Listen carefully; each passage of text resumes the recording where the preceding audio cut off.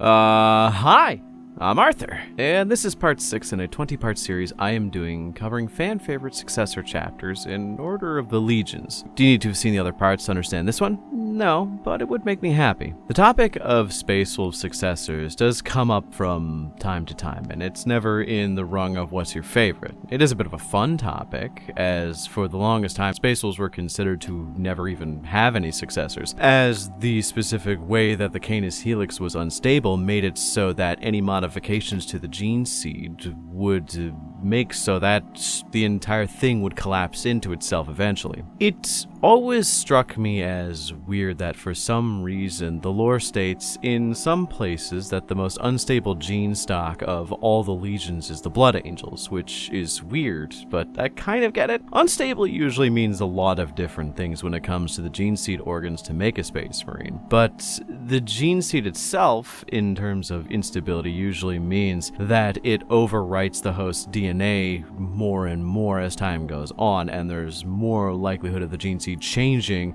with each successive generation. So a good example for the Blood Angels is as the host's body begins to take in more gene seed for the changes, they slowly start to become pale. It doesn't matter what your skin color was before, you become pale white with blonde hair and red-eyed, with very beautiful, at least traditionally beautiful, facial features. The Space Wolves have a very similar thing, but it's a lot more wild in the way that it goes about itself, where early into the induction into being a Space Wolf, they gain bright red hair, like a young wolf, and wolf-like teeth. These features develop more and more as the Space Wolf ages, as their hair turns into a dusky gray into an almost white, and their fangs get longer, as well as their eyes turn into a yellowy wolf-like color. You can kind of get the theme that they're going with here. So why am I bringing this up? Just to give you a bit of context for the tragedy that has befallen the original successor chapter of the Space Wolves. After the Scouring, and when things were starting to calm down, the Space Wolves had this actually kind of good idea for a chapter of Meatheads, where they were going to make a shitload of successors and station each one of them at strategic points around the Eye of Terror, just so that if anything ever comes out of it that they don't want to come out of it, they hunt it down and kill it. See, Space Wolves are naturally pretty resistant to the corruption of chaos, which is really useful for someone who's going to be guarding it. So they decided to recombine the gene seed, make some alterations so that the chapter had some distinctions to it, and create a new chapter. One chapter to start to see how they could do it, because they didn't want to do what Gilliman did, because they thought Gilliman was a wimp, but this chapter was given more or less half of the available supplies. As the Space Wolves had such faith in this new chapter, they even named them after one of the most important companies that has ever existed in the history of the Legion of the Space Wolves, which is the 13th Great Company, which was referred to as the Wolf Brothers, named by Leman Russ himself. Now, considering the title of this video isn't how the Wolf Brothers succeeded and were foundational in the creation of a golden new era for the Imperium, you could probably see where this is going to some degree. The troubles begin with the Canis Helix. So for more context, what even is it? It's hard to really say. There is this problem with the diction they use to describe these things in 40k, where if you're not invested in the lore quite significantly, simply saying, oh yeah, it's a modification to the gene seed of the Space Wolves, that makes cursory sense. Like, it makes a little bit of sense for you to hear that. But the way they use the term gene seed in terms of wording in the lore is heavily dependent on the context of who's saying it. Externally, from like 40k, when you refer to gene seed, we are not referring to one single thing.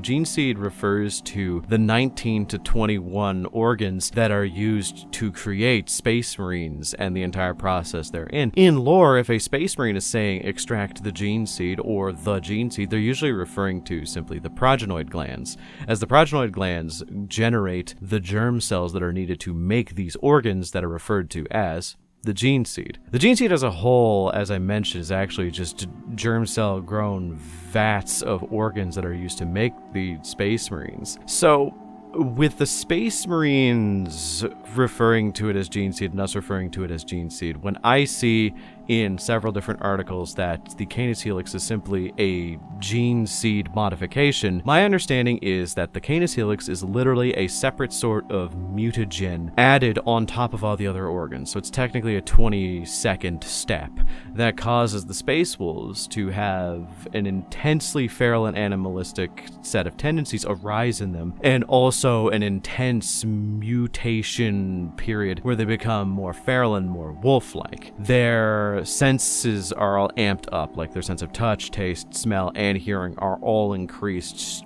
significantly further than even a regular space marine. But it also kind of represents an aspect of their trial to become a space wolf. See, most gene seed organs are placed into the aspirant's body without numbing agents, as it's part of their trials to be able to survive the pain of it, as they are likely going to go through significantly worse later when fighting like a Tyranid or a Crude or something. The implantation, in essence, is its own trial. But the Canis Helix actually has its own difficulties. Once it is consumed, which, yeah, it is drank from a chalice, no less, which, okay, I get it, but I feel like an injection or a vial, I guess rituals are cool. Well, I'm getting lost in the weeds here. Once it is consumed, it causes rapid mutation of the aspirant to give them all of the feral traits of a space wolf, amped up to significantly further than they should be. They are then released into the wilds of Fenris and are tasked with two things. One, just get it out of your system, dude. Like, they go feral and berserk for about a week or two and become roving beastmen who have to find a way to fight off their berserk nature to regain the man instead of succumbing to the beast. The other challenge is to make it back to the fortress monastery to proceed with the next challenges to become a Vilca Fenrica. Failing either usually means that they succumbed to the beast within and turn into this rabid man beast that is hunted by the space wolves in return. Usually they are killed out pretty quickly. There is a fun little fan theory that the Fenrisian wolves that currently occupy the world are actually just space wolves that succumbed to this and lived long enough to become them. But that's a topic for another video. Why do I bring this up now? Well, that was kind of the issue that popped up with the Wolf Brothers. See, the Space Wolf gene seed is pretty unstable as it is, so when you fuck around with it a little more, you get some more issues. These issues manifested pretty quickly within the Wolf Brothers. Basically, they started to divide into 3 sections pretty quickly. Well, technically it's 2 sections, and then a third one arose after that no one talks about, so one step at a time, I guess. So the first section was that the major gene seed flaw that was present in the new Wolf Brother gene seed was that they had a very, very, very high predilection to devolving into the Wolfen, which were this ultra berserk werewolf variant of the space wolves that caused them to lose all higher cognitive function and become nothing but the beast they were when they first took the Canis Helix. They are especially resistant to the forces of chaos, but they are almost impossible to control. The only people who even have a chance are other Wolfen of a higher rank and higher strength, or higher ranking members of the Space Wolf chapter, but even then, they're barely used as they're almost impossible to control. Which sucks, because most of the other members of the chapter actually had another weird breakdown in the gene seed, which made them less resistant to the influences of chaos, like the regular Space Wolves were. And thus, due to some idea of being betrayed or what have you, they fled into the Eye of Terror to join Chaos Warbands. I know there is this theory of them being Skyrar's Darkwolves, but I think that Skyrar's Darkwolves is just a minor element with a Space Wolf leader who's running a bunch of people whom are Space Wolf adjacent or just,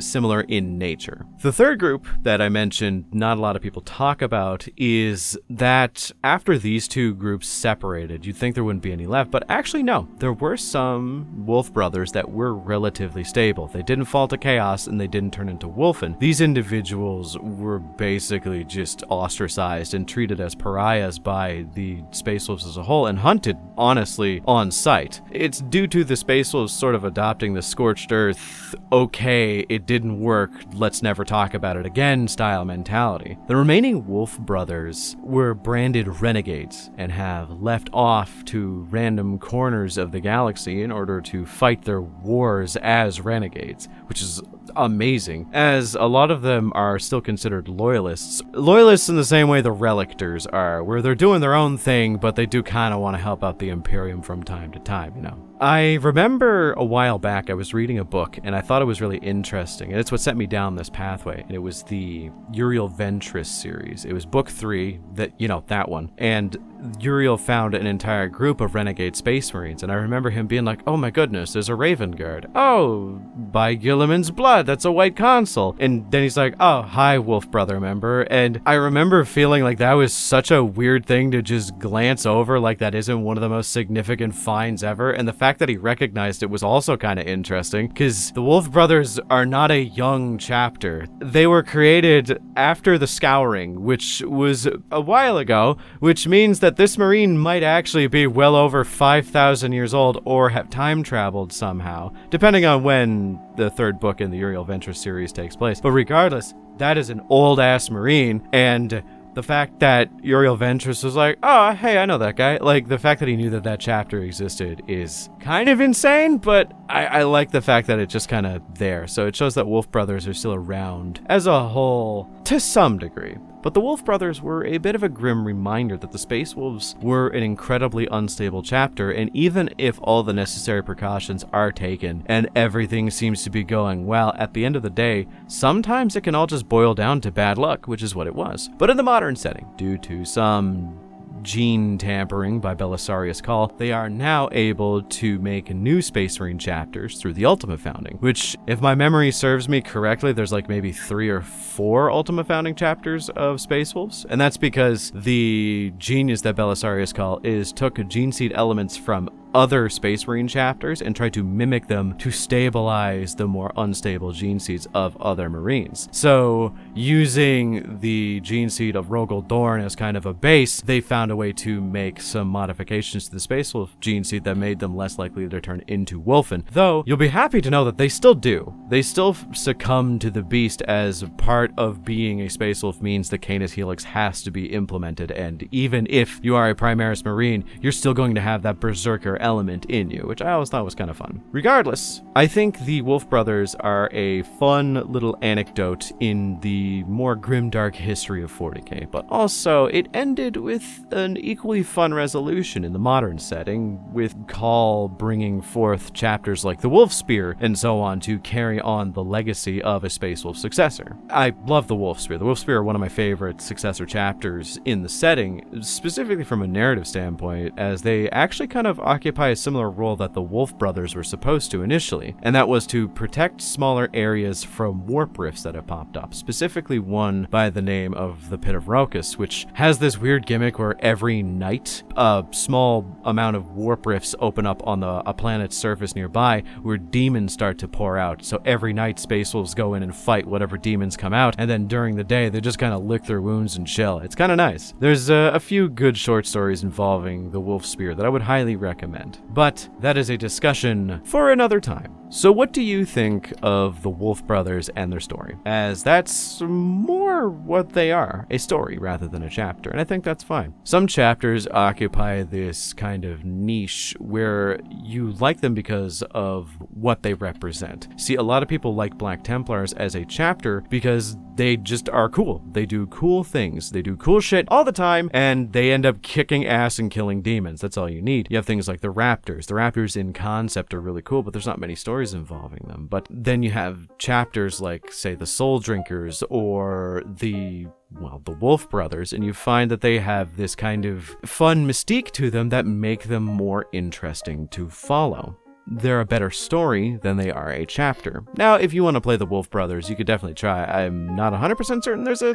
paint scheme for them. I'm pretty sure there is. And if I did find paint schemes in the writing of this, I'll probably put it up here. But regardless, what do you think about the Wolf Brothers and their story? Let me know in the comments. As well as remember to like and subscribe, as it helps with the video and my channel more than you think. Special thanks to my channel members for supporting me, and if you want to support me as well as gain access to early or additional content, then become a channel member today. Thanks once again for watching. And before I go, I could totally bring up that side point where there was a Space Wolf scientist who was working on the gene seed flaw to make successor chapters, and then he got, like, obliterated by Magnus, but I want to save that for another video, because that's not entirely related to the Wolf